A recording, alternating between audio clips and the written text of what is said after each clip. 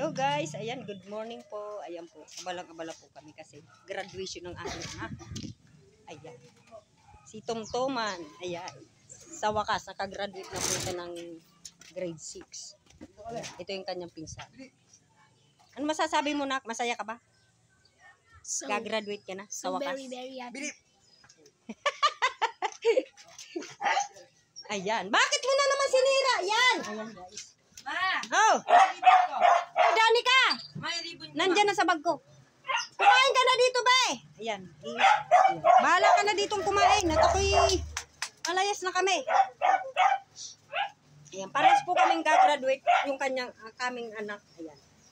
Ayan. Kambal po kami, guys. Ayan. Umayos ka naman. Ayan o. Tingnan mo. Iisa po ang mukha namin, guys. Hello po. Ayan. Good morning. Ayan. Morning po. Magkaklase din po yung anak namin. Kaya pares po gagraduate ng grade 6. Ayan. Ayan. Ayan. Ang aking binata. Ayan. Bakit sinuot mo na? Susot na yan? Isusot na baga daw? O nasan yung isa pang ribbon? Kayo maglalagay ng sa amin. Ah. Ayusin. Oh. Teka lang. Sandali.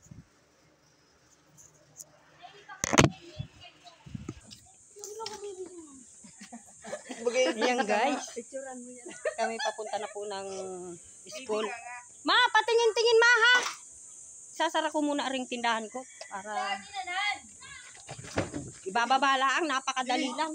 Huwag kasi mimangot, Jerry. Ngiti, Jerry! Ma, patingin-tingin ma ha.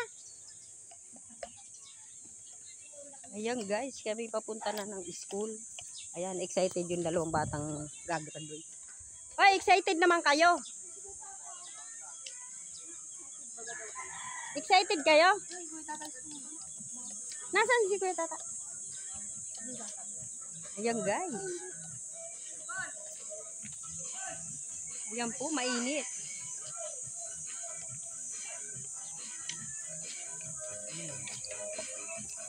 Kasi alas 9 po ang umpisa ng graduation nila.